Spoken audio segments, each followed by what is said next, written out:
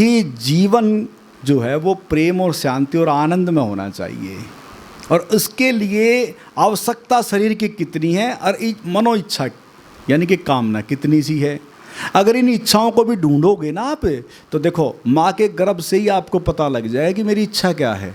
जैसे एक बच्चा माँ के गर्भ में जब होता है तो कहते हैं कि वहाँ एटमॉस्फेयर, अगर बाहर ठंड है तो उसके लिए ठंड नहीं है, और बाहर गर्मी है तो उसके लिए गर्मी नहीं है।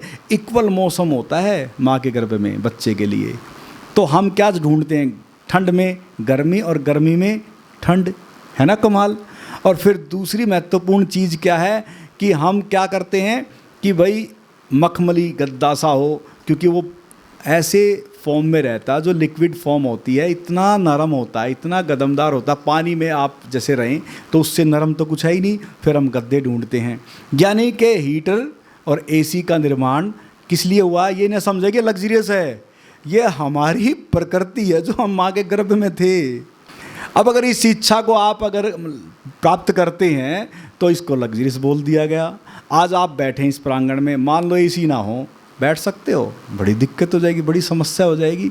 लेकिन यहाँ ये व्यवस्था की, और किसने की, मानव ने ही खोजा कि हाँ भी अपनी प्रकृति को, अपने सिस्टम को हम कैसे गर्मी में इक्वल रख सकते हैं, कैसे हम ठंड में इक्वल रख सकते हैं।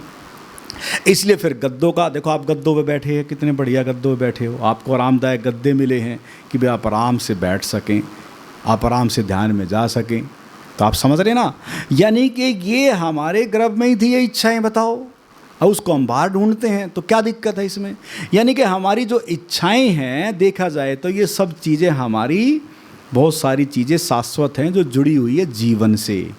इसलिए इन इच्छाओं का सम्मान करना, कोई भी इच्छा है तो आपको क्या करना है, सम्मान करना, और उन्हीं इच्छाओं का सम्मान करते हुए हमें अपने उन इच्छाओं को पूर्ण करना है। कोई भी इच्छा हो सकती है। अब उन इच्छाओं को पूर्ण आप कैसे कर सकते हैं, एक यहाँ पे मनोकामना विधि एक पुस्तिका है, ये एक पुस्तिका है, इसमें थोड़ी डिटेल दे दी गई है। अगर आप चाहें तो इसे आप काउंटर से ले सकते हैं।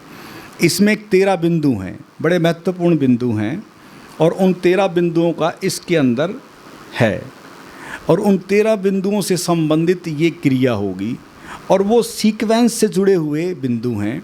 अगर उन बिंदुओं के साथ आप इस क्रिया में प्रवेश करते हैं तो आप एक प्रैक्टिकल अनुभूति में जाएंगे, और अपनी मनो इच्छाओं को देखने में भी सक्षम होंगे, और उनको पूर्ण करने में आप सोचेंगे कि विचार दृश्य से क्या पूर्ण हो जाती हैं। विचार और दृश्य जब आप देखते हैं तभी तो एक्शन में आते हैं। अगर विचार और दृश्य ही ना हो इच्छा के, तो आप एक्शन कैसे करोगे, कार्रवाई कैसे करोगे। इसलिए कार्रवाई तभी होती है जब आपके जहन में कुछ दृश्य, कुछ कामनाएं, कुछ भावनाएं ऐसी होती हैं। इसलिए फिर आप भाग दौड़ करते हैं, कर्म करते हैं, और फिर उस कर्म के बाद आपकी सारी इच्छाएं सार्थक रूप ले लेती हैं। जैसे कभी विचार किया होगा कि भाई ये माइक, स्पीकर, ख्याल आया होगा ज़्यादा लोगों तक आवाज़ कैसे पहुँचे, कभी ख्याल आया होगा, लेकिन आज यथार्थ रूप हमारे बीच है, उसकी वास्तविकता हमारे बीच है।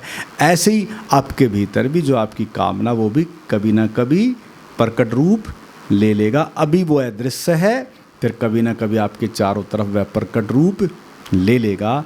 इसलिए अभी हम सभी, जैसी भी है जो भी कामना भावना है, उसी को ध्यान में रखते हुए हम इस विधि में अब सभी प्रवेश करेंगे।